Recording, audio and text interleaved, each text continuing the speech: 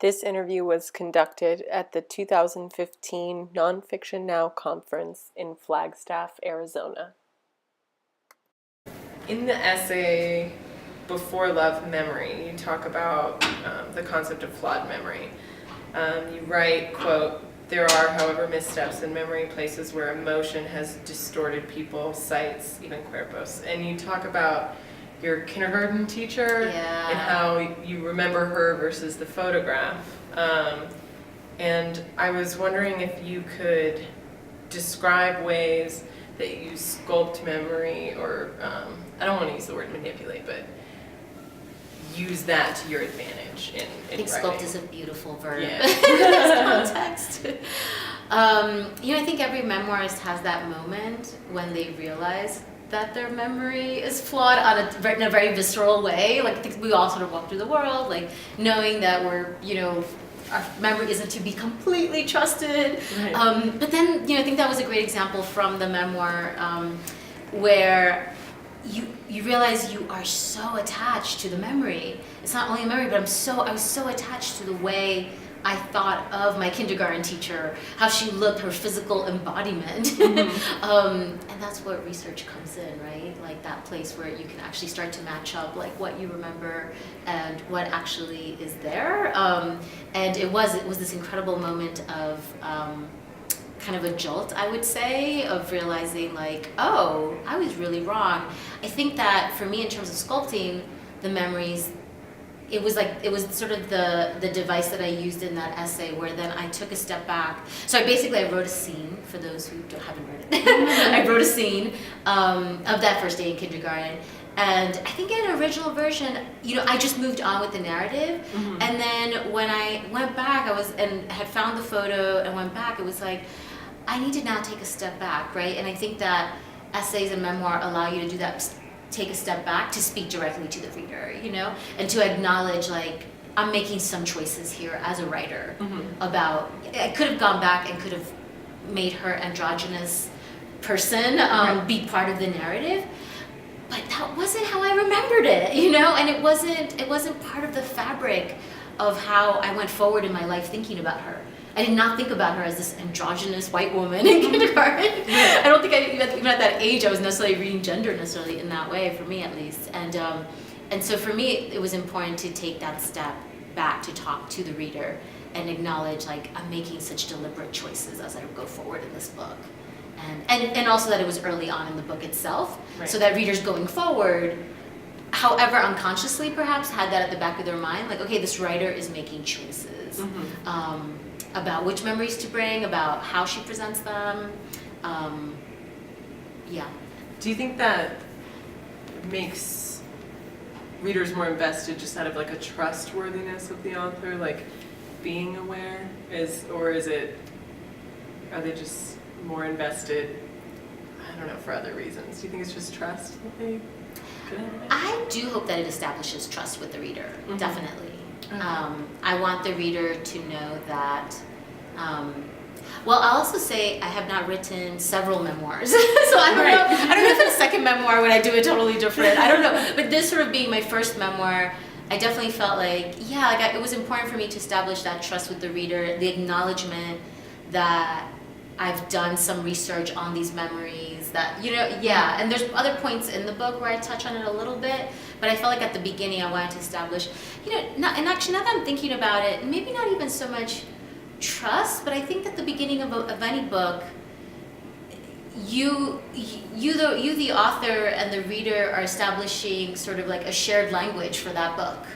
Right? Yeah. And so I think, another memoir writer for that scene may have just chosen to either skip it or to just acknowledge a little flaw, but not to make a big deal out of it, or incorporated it. But I think every writer, the author Christina Garcia says, the beginning of every book is a promise of some kind to your reader.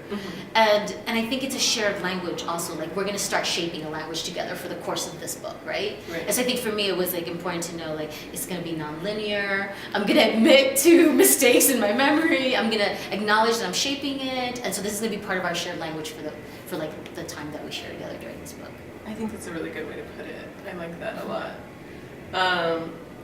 So I wanted to ask, in probably one of my favorite essays in the book, the candy dish, right? Quote, "This is our home. Jesus in his chest cut open in the living room, the candy dish in the basement, a man with open sores on the kitchen table, and that rooster, always that tin rooster with gray eyes, way above our heads in the kitchen." And I was curious about how growing up in a home with Catholicism and Santeria, how that's shaped you as an adult, or if you feel like it has had an impact. Girl, I wish I knew. Yeah. And I think it absolutely had the impact in the sense that I am completely fascinated by the spiritual life, and not only the practices that I have, but those of others. Like, I'm completely drawn to it. I just find it really fascinating how people develop faith, people who continue practicing the faith that they grew up with, those that go in totally different directions. Like, it is just a point of like endless fascination. So yeah, it's shaped me, but I feel like it's still, I suspect that if I were going to do another memoir, it would actually be, the only other real thought that I've had for another memoir in the future has been actually about the spiritual journey, because I grew up with 2 religions. I went on to explore Buddhism. I checked out other things along the way. I hung out with some Quakers for a little bit, you know. But I'm sort of, I'm just kind of like really, I don't know. I don't think I understand how it's shaped me necessarily, right, because I haven't written a memoir about it. Because I haven't sort of written about it so intensely and so deliberately. Like, I touched on it in this memoir, but I feel like I didn't completely unpack it. But it's definitely a pretty big part of my life. Yeah. I'll have to ask you again after your next memoir. Yes, I'll write another one. Thank you. So I was also interested, there was an interview that you did with the Huffington Post, where they asked you about the favorite memoir question about your family's reaction to your book. Oh, yeah. And you mentioned that it's in English, so they haven't read it other than a few chapters that you translated, and then they just edited your Spanish grammatically, right? So I was interested in, I guess, while you were writing it, with potentially the idea of transcribing it, if there were any concerns to how your family would react to it. And I was also interested if you could talk for a minute about what it feels like to have a language between your work and your family. Yeah. Because of that reason, I had no concerns while I was writing the memoir, because my family completely functions and lives in Spanish, and I would say Spanglish, but not in English. While I was working on it, I never had the concern about how they would react. And part of it is because I grew up completely divided. It was Spanish at home and English was the public language. And so the two hardly ever met. And when they did, it was with me, the child translator. And so when you grow up in that environment, it just, I don't know how else to describe it except that it sort of never occurs to you that the two shall ever meet in any way, that there will be any kind of intersection. So while I was writing, it's so silly to say it that way, but it never occurred to me, like, my mother's going to read this at some point. Like, maybe I'll translate it for her. Like, it really came so much later in the process. And I think for me that was a blessing, because I think, like, for many writers I've met, that can really, really stop them. And I think this was a memoir that I very much needed to write. Not so much for my family. It's not dedicated to my family. It's dedicated to the daughters, you know. Because when I thought about, like, why did I write this? Who did I write this for? I'm like, I wrote this for my younger self, the 16-year-old that didn't have the language that I have now and the capacity for understanding a lot of these situations that I have now. And then I wrote it for everyone else who's been in similar situations as well, and everyone has been a daughter, and it's so much about being the daughter of immigrants, right? And so, but yeah, I never thought about my family interacting with the work, and so it's been very strange because the book did come out, and I've told them, people are very curious about your reactions, and so what they say now is they're like, well, we're very proud of you, you've done good work, and it's like, but you don't even know what but to them, I mean, it's not only the combination of the language, but it's a combination of a class experience, because my parents are both working class immigrants, and to them, it's like, this is your work, And it's like they have a very deep respect for the work that you do. Even if they don't understand it, they understand that you wake up every day and you do this work, you know? And so they see it as very separate from them. Actually, I think my mother said at one point, like, why would we be upset? It's not about us. And I'm like, okay, you know it's about you. But I think unless, I tell people, unless the equivalent of Saturday Night Live in the Latino community, in the Latina community, is called Sábado Gigante, also a variety TV show.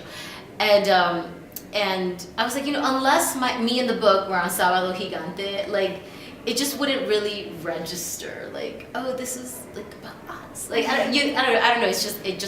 I don't think it would like kind of really register. So we'll see. If the book comes out in Spanish, I might be back here and talk with you again about like, wow, all hell broke loose, no one's speaking to me, et cetera, et cetera. Oh my gosh.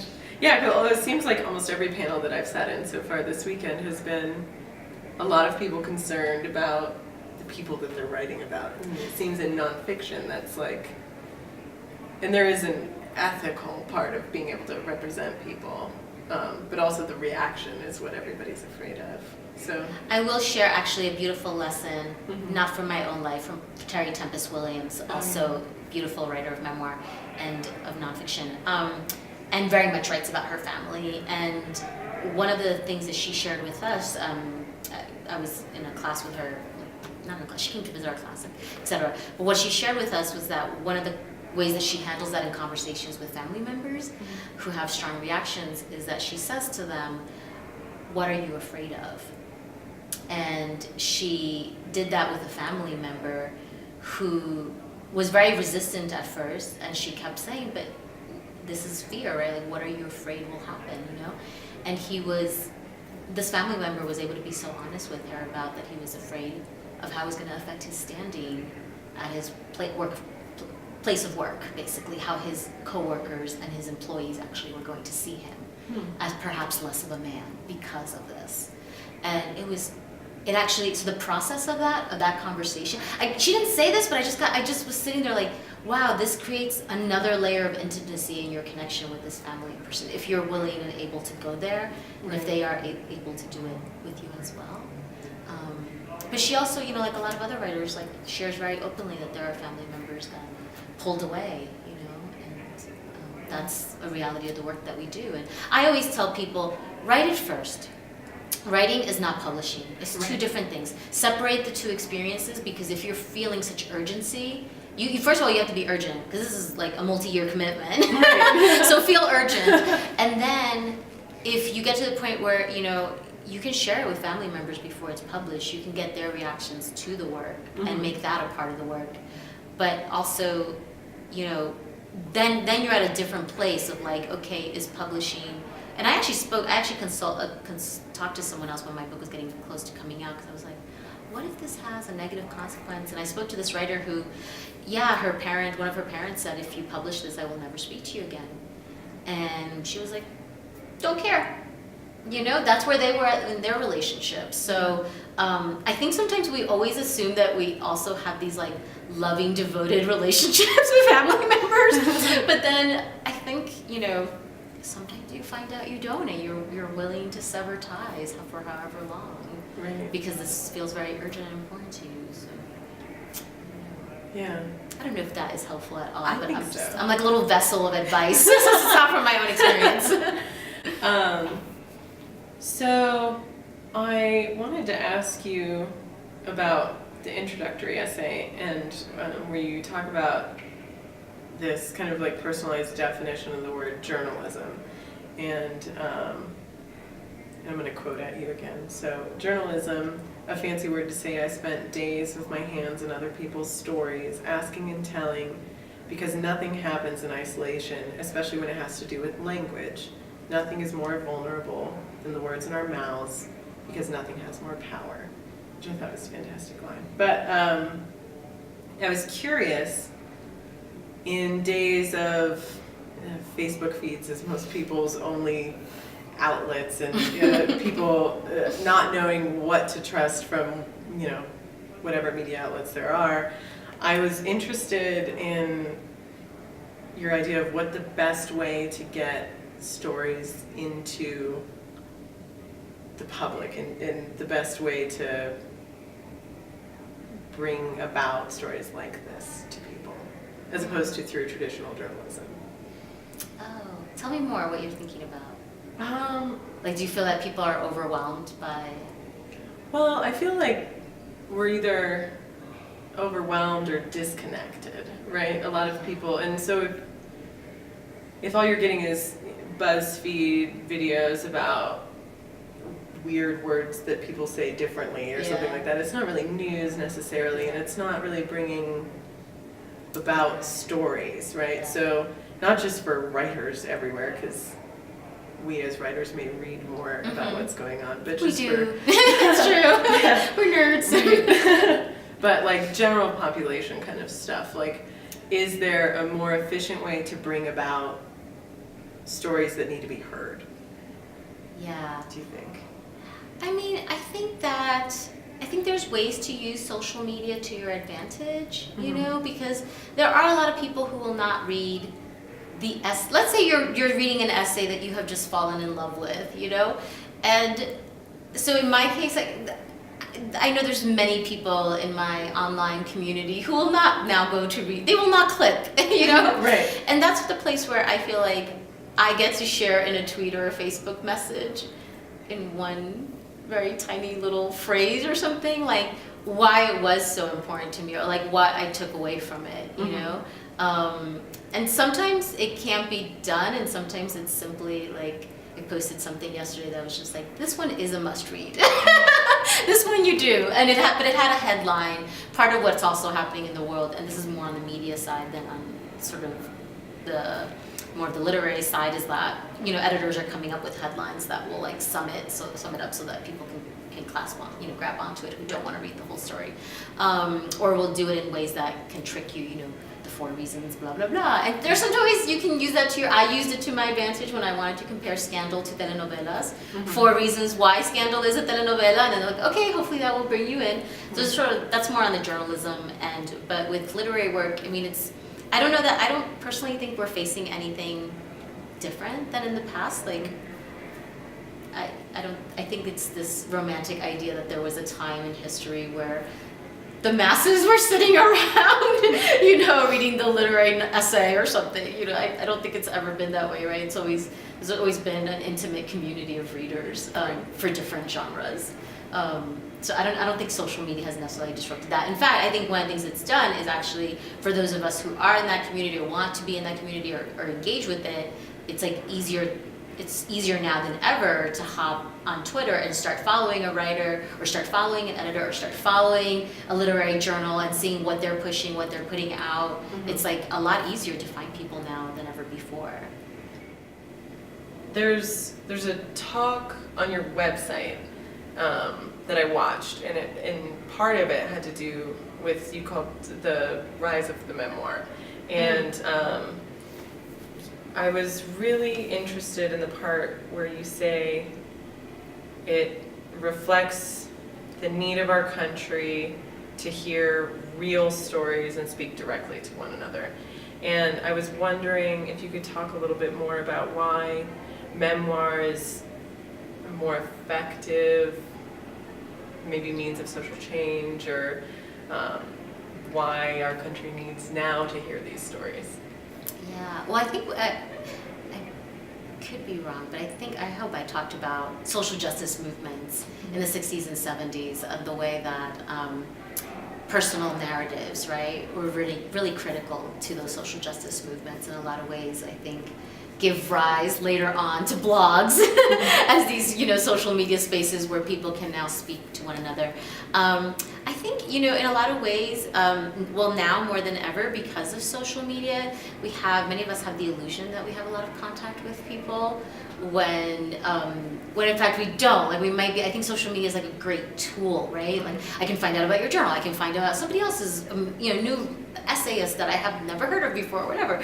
So it can be like that kind of tool to connect with people, to find new people, but it's not the same as someone directly speaking their experience to you.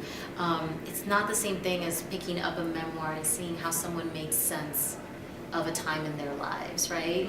That has a certain kind of intimacy that I think a lot of the social media and doesn't have, and I think it creates in a lot of ways a much deeper craving for it as well. And I think the fact that we've lost, the fact that like media organizations are in such an incredible time of transition, have been for a while now actually. I was thinking about this the other day. God, we've been talking about this transition for like 15 years now. But I think it's just going to continue, right? It's not like we've reached a plateau, and it's like newspapers and other media outlets continue to change, sort of like, you know, there's definitely more personal essays now than ever before in these news outlets, right? Than ever before. So it's like they know they're failing in a way, right? They you know, that institution is, and I hate to say the word failing, it's changing. I mean, it's changing. We don't know what it is, but there was a failure in terms of the kind of connection and intimacy that you could have with the person that I think they're also inviting in now in a lot, to a much greater degree. Yeah. Yeah, I think so. I feel like I've been reading personal essays way more than I ever did before, as opposed to just like articles, right? Just here's some factual statements. So isn't it such a it seems to me like such a contradiction, because a lot of the push now in media is to have those headlines that grab you, right? Like 4 reasons why, whatever, you know, 5 reasons, blah blah blah. But then at the same time, we're having like more and more personal narrative as well, as though that sort of the two are trying to balance each other in some strange way. I mean, it makes sense that basically everybody wants clicks, right? And so you have to have a headline to get a click. But at the same time, I don't know, I feel like we live in a world where nobody just wants to read some factual statement, right? They want something maybe a little more editorial or interesting, right? Or crafted in some way to have meaning. Yeah, I think so. So, let's see. I wanted to talk about, so much of your book, or at least the third portion of it, is about working at the New York Times, and I was curious about the part where you were talking about the Howell Raines, talking about the plagiarism scandal, and you're saying that somebody has reached out and basically, how did you phrase it? Confessed to his own people that he cared about the black community, that he thought he could single-handedly change a hierarchy. Whereas the hierarchy of whiteness in all of these places, and people just hiring and promoting people in that isn't a scandal. And I was curious if you could talk more about the racial hierarchies that you see in the New York Times, but also in just like American institutions, and what you would like to see changed. Yeah. What can I say about racial hierarchy in America? It exists. It's so incredibly painful, I think, this week in particular with, you know, with what's happened in South Carolina with the police officers. Just brutal treatment of a young girl is so heartbreaking, you know, and so indicative of that racial hierarchy. But it's also, you know, one of the things that strikes me is that in some ways that is an equivalent of what I'm describing there, when something very, you know, something very major happens in that way, and yet the way we've set up just the education system in this country, right, is set up on racial hierarchies, right? But we don't talk about that, right? It seems much harder for us to have a conversation about how do we make decisions about our resources and where we devote them. The fact that just education alone is not just about throwing money into a classroom or at a school and just saying, okay, here's a bunch of money now. And so it's like, we have kids, like actually in this case in South Carolina, right, she's in foster care, the student, right? We don't talk about their family lives, we don't talk, I mean, all these other things. I was just talking to an educator recently who was telling me about a school where they're bringing doctors and nurses to the school so that they can do exams for the kids, so that they can do like provide health care, because so many of the parents are like, they're working 2 jobs, like between that and getting their kids to school. It's like, when do you take your kid to an appointment? You don't have time to take off, right? And so it's a school it's a school in Ohio that's trying to like look more holistically at every child's life, not just what did you learn your math, you know? Right. But those are the kind of, that, and all of that is predicated on racial hierarchies that we never talk about and never unpack.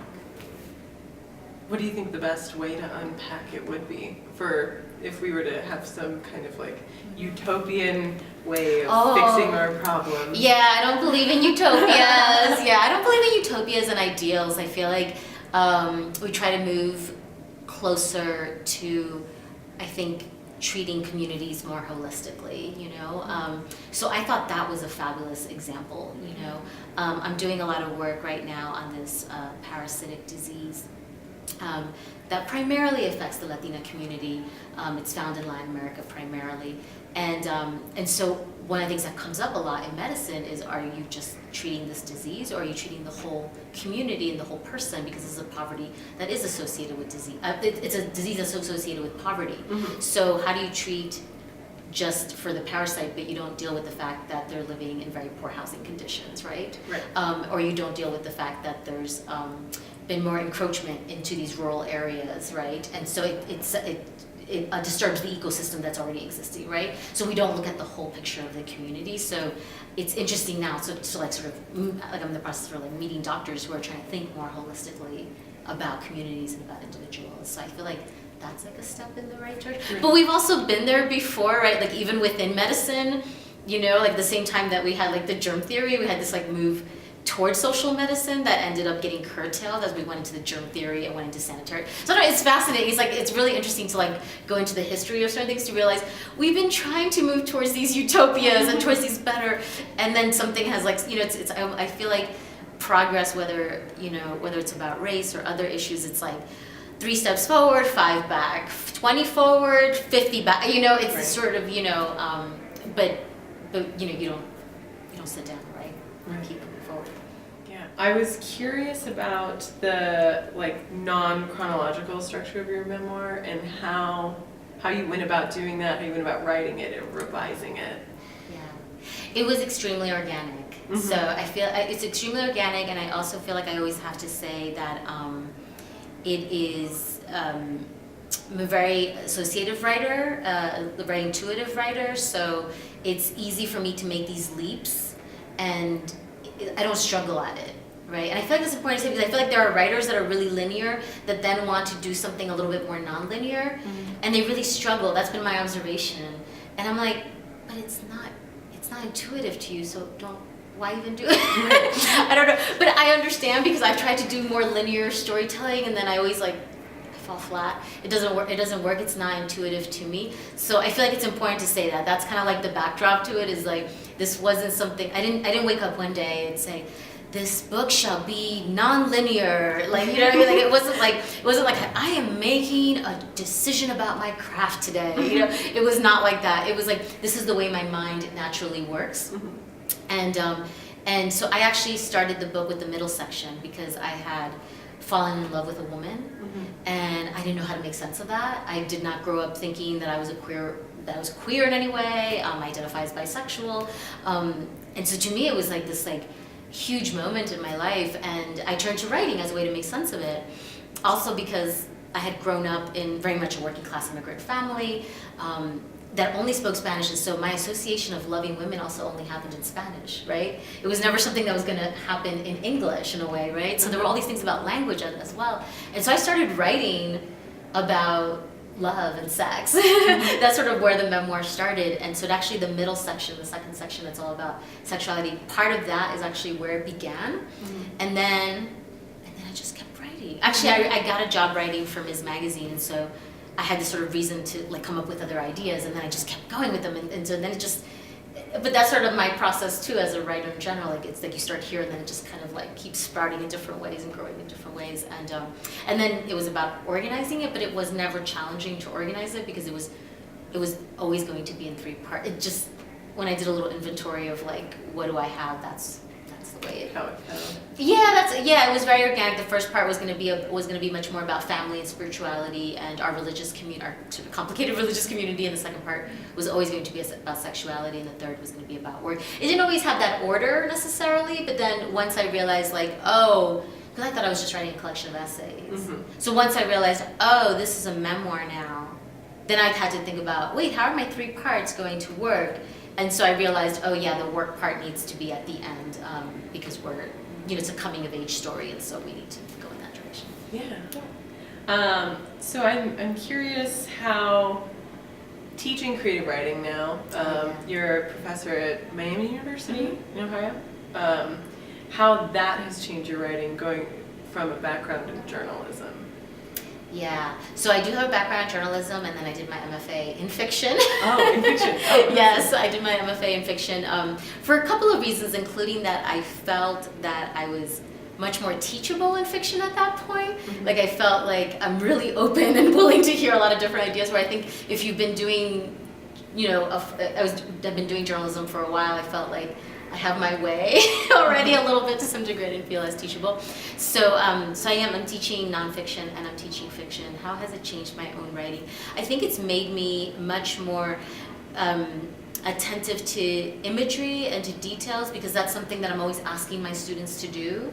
I'm always asking, they're usually much more abstract, they're usually trying to cast a very wide net on whether it's fiction or nonfiction. They're trying to really go big, and I'm always like, yeah, go like focus, right on that little, right? Like somebody was saying today at one of the panels about like, worrying the idea, which I just thought was a beautiful phrase. But it's like worry the detail, like go, like really go around it. And so I think that's been showing up a lot more in my in my writing process. It's been showing up a lot more, and I also think that earlier in my writing, I was much more exploratory about what I was writing. Like I feel like I was much more open to sitting down and just like, whatever happens, or I would just have a question about something and it would just kind of be the start.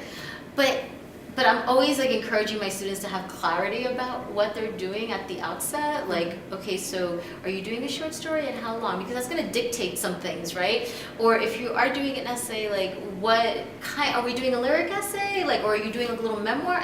Like, and how long are we talking about, right? Because so I'm asking them to be aware of perimeters. So I'm noticing now that I'm more aware of perimeters. I think there's good and bad to that. I think there are some days when it's fabulous, because then I have like this piece done, it's beautiful, I get to go out into the world and connect with people.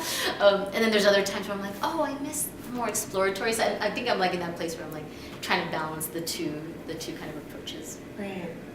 And then my last question for you is a traditional question that we do with superstition review for everyone. But we usually do it via email. This is like one of the few opportunities where we get to do face-to-face interviews. Yeah. So we always ask what your writing space looks like. What my writing space looks like? Yeah. Okay, yes. So I have, everyone must get very excited about answering this question. So I have an IKEA desk because it's adjustable, and because I'm short, so I have to have it like adjusted to like a certain height. I'm very picky about the height, very picky about where the keyboard is. But it's this like sweet spot between like where my keyboard is going to be and also my journal, because I want to journal at the same desk. So that's a really important part of it. I have a lot of toys, so I could send you pictures of them, but they're just like little.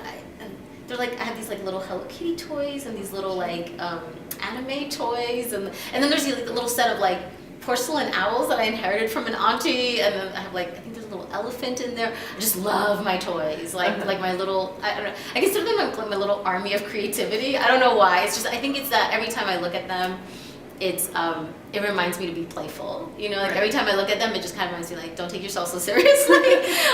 So I love having them. I have my MacBook Air. I have, what else does my space look like? Yeah, well, for the first time in my life, I have this like second room that kind of that functions now as an office. So it's very strange. So like, I'm only used to having a desk, so I'm just realizing, oh, I'm only talking about my desk, but my writing space has like other things in it, posters and books and so forth. But I'm like realizing like, oh, for me, I still think of it as like my desk. It doesn't always have to, but I really like windows. And like the window is like an important part of like, yeah, especially right now, because in Ohio I'm watching the season change. Oh, I'm sure it's so gorgeous. I'm getting to see. Yeah, it took me a while as I was staring at them, and I was like, oh, look at the yellow, and just that shade of yellow, and it's just really gorgeous. And then I was like, oh, that means it's gonna be dead soon. So but I love that. I love the outside world being some kind of part of my writing space in some way. Like that part feels really, really, really important to me. And that was true at my parents' home when I was a kid. And I have a very non-traditional upbringing. I don't know if that came through as much in the memoir because it wasn't as important, but I lived at home till I was like 27. So my writing space for a very long time was on the second floor of a little house with a lot of other people around me. So I think that's why I always focus on the dusk, because like the dusk was always important, but I still had a little window and I still got to see people. I also like people watching through my window too. So I don't get that at my current place because it's facing like a backyard kind of thing, but I love having people come, like, because then it kind of feels like your writing space is with people in it, even though it's not necessarily, but yeah. Yeah. Awesome. Well, thank you so much for meeting with me. I'm so glad. I loved your memoir. And Thank you. this is, oh, and we have, I was actually talking to one of my classmates, and he's taking like a Chicano literature studies class, and your book was on the syllabus. Oh! So I tried Is it here or is it? It's at ASU in Phoenix. Oh, sweet. And so he was like, "You're interviewing Daisy," and I was like, "Yeah." He's like, "We're reading her book right now in class." And I tried to get them to like send me some questions that like the class would be interested in, but they were too busy and on to the next. Yeah, thing that it's they hard had to read, to organize it.